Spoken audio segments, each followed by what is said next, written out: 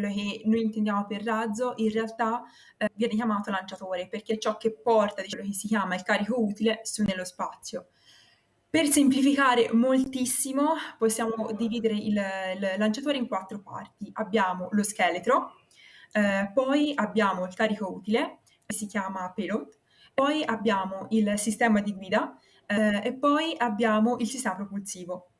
Quindi se vogliamo partire dalla struttura, abbiamo lo scheletro, che permette di trasmettere la spinta, le forze generate al sistema propulsivo al carico.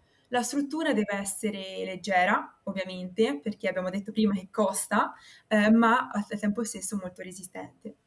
Poi i materiali sono molto importanti sicuramente e come abbiamo detto prima la maggior parte dei soldi viene spesa anche sui test, perché ci rendiamo conto anche senza sapere che lo spazio è un ambiente molto difficile, molto molto difficile.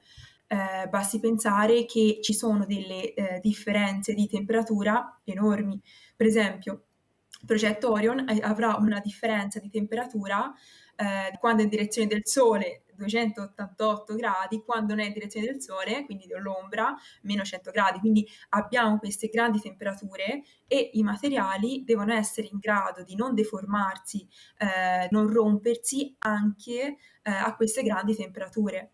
Ma ci sono anche tantissime altre cose che dobbiamo tenere in mente, ad esempio la gravità, cioè il fatto che nel primo momento, quindi durante la fase di lancio, la struttura sente anche 2, 3 volte la forza di gravità, quindi i materiali ovviamente non si possono spezzare e poi una volta arrivati nello spazio ovviamente sentono meno gravità, quindi c'è anche questa differenza.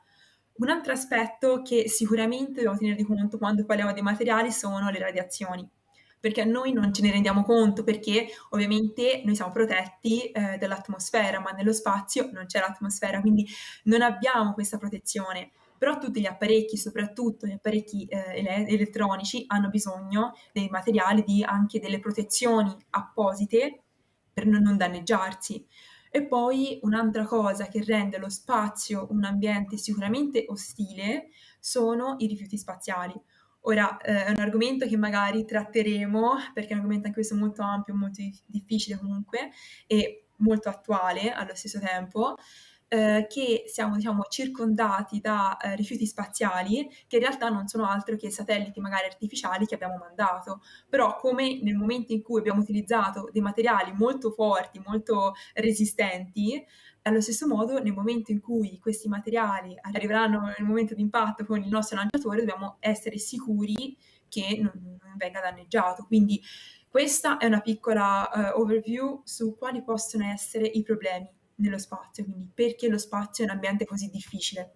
E questo è anche il motivo per cui vengono fatti tantissimi test, perché una missione non può fallire a causa dei materiali.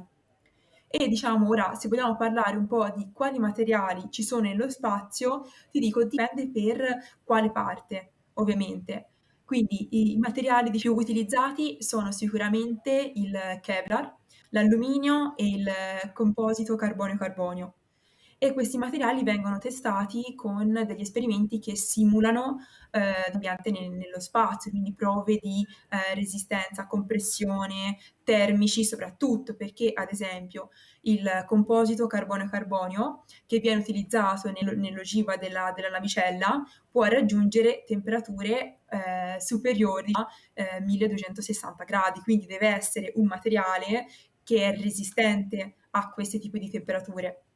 E ad esempio invece se vogliamo prendere l'alluminio, anche se in realtà non viene utilizzato l'alluminio, ma vengono utilizzate delle leghe di alluminio, vengono utilizzate per esempio come persiane nella navicella. Ovviamente c'è il vetro spesso, però è un sistema di protezione ulteriore. E poi il Kevlar, che tra l'altro è un materiale che viene utilizzato tantissimo nel settore militare perché presenta una grande resistenza e quindi è molto utile soprattutto per proteggersi durante l'impatto con meteoriti o satelliti ed inoltre è un materiale anche a grande resistenza ad alte temperature.